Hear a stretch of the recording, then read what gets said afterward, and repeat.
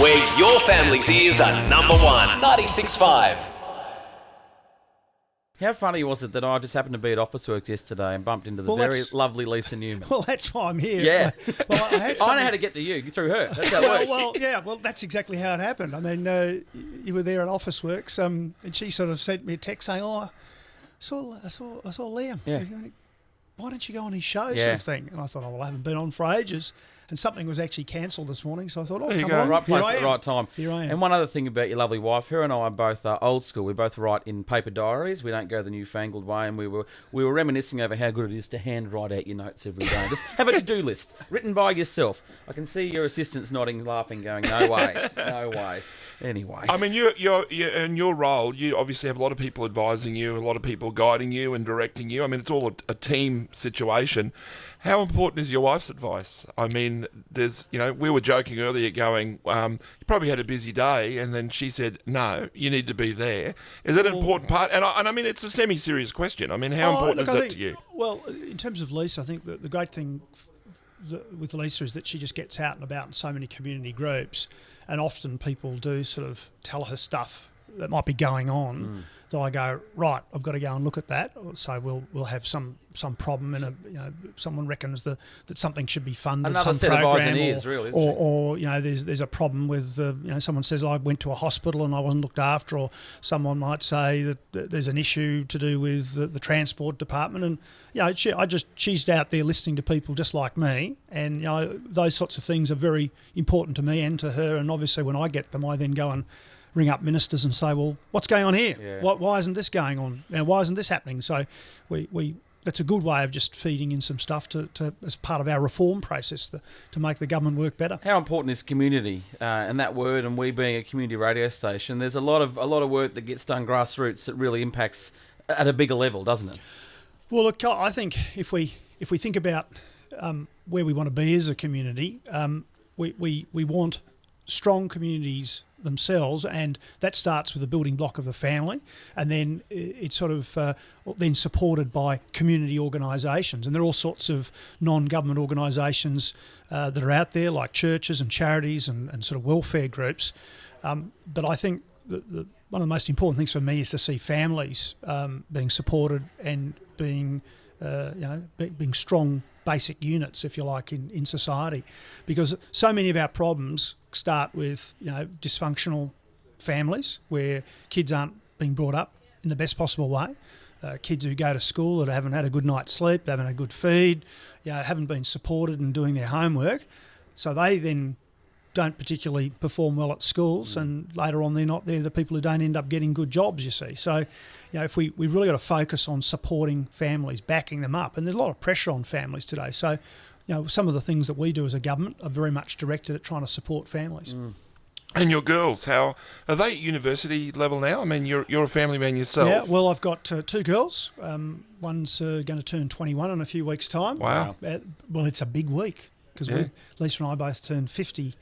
Oh.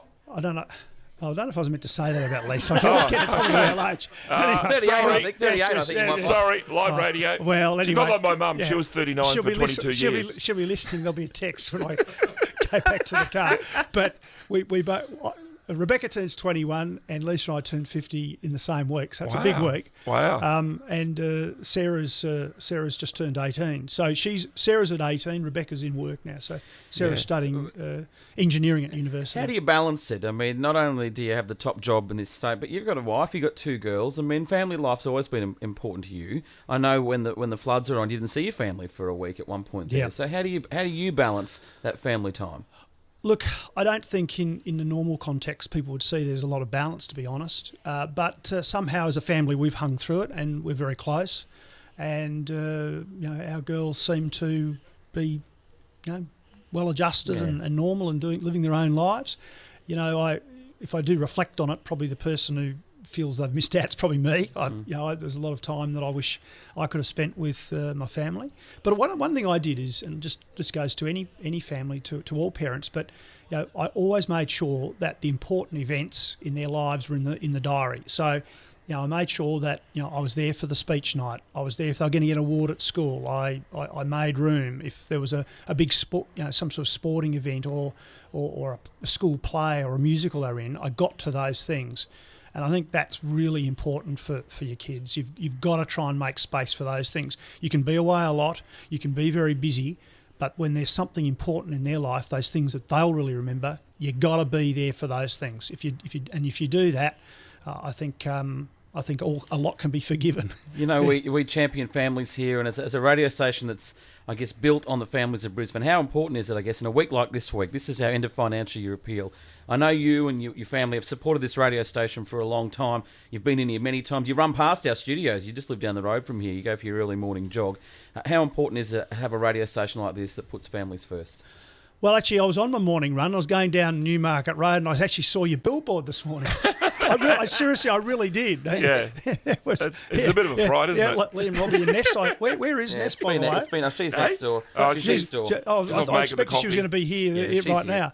But look, it's been airbrushed if you didn't have to work it out. I suppose. Here she is. There's Ness has come in. Hey. We're just talking about how gorgeous you look on the billboard. Yeah. Okay. But anyway, seriously, I was running down Newmarket Road this morning, and there was the billboard, and I saw I think the gist of it was that you can listen in without the kids hearing something shocking. Yeah, I think it is really important that we get behind families. It really is, I think they're under a lot of pressure. There's all sorts of competition and sort of external forces on families today that weren't around 20 years ago, let alone 40 years ago. So. We've got to find ways to actually support people in a very demanding and challenging world.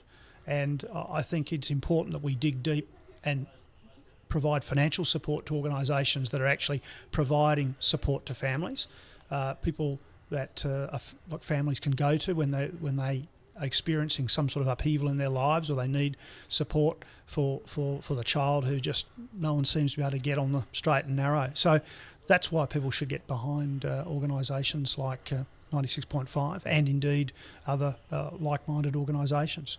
I mean, just by the way, one of the things, just a plug for one of our programs, is we want kids in sport. And we think junior sport's incredibly important. Again, it's great for families. We've got a program called Get in the Game, which we're just in the process of launching the next round on the 15th of July. It provides grants to clubs for facilities and for equipment, but it also has a voucher system. So for families who can't get their kids into sport because they can't afford the sign-up fees, the insurances, etc., these vouchers are available from local members of Parliament. They're worth $150. They can present the voucher to the club, and that's $150 off the fees. And the idea is to get kids into sport. If the kids are in sport, I think that brings the parents in, into the clubs, into that social scene as well. You are building community. So we helped, I think in the last year or so, we helped, I think it was at least 7,000 families into junior sport that wouldn't have been able to afford to otherwise. I mean, sign-up fees, the cost of sign-up fees is one of the biggest reasons, is the biggest reason given by parents for not having their kids involved in sport. So this is directly targeting that. Get in the Game is what it's called. You can Google it. It's a great program. Yeah, so we encourage people to have a look if they want to get their kids into sport and they haven't been able to afford to. Your wife and I were talking about it in aisle 3 of Officeworks yesterday. Oh, okay. We were. Yeah. Loudly, I hope. Oh, yeah. Loudly. There was a crowd instantly formed She's around a talker. you. She's a talker, your wife. She loves to talk. Yeah, she is.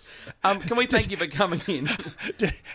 How long did it take to break clean? 15 minutes. Yeah, Yeah, I'm going to say. I had 3 goes in the car. Mate, you go for you want to go for the. It's the Monsor family leaving skills. They have none. They have no leaving skills. So it takes them half an hour to go from the kitchen to the car when they're going saying farewell after a family get together. I've got an idea you'll be on the couch tonight because you're out at her age and now you're saying she's talking too much.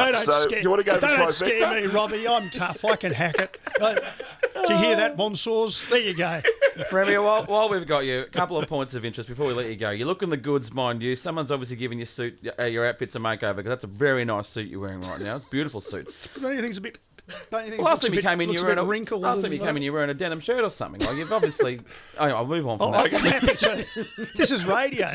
Who cares? Where's your security detail? I was told he'd be here. Yeah, I saw. Dan's down the stairs. I saw he popped his head around the corner. With his capsicum spray and his gun and handcuffs and all the good gear. Look, and I just want to. I'm proving a point. Now you know. If you come any closer, just like that, no, and he'll be upon you. He's listening. He's running up the stairs.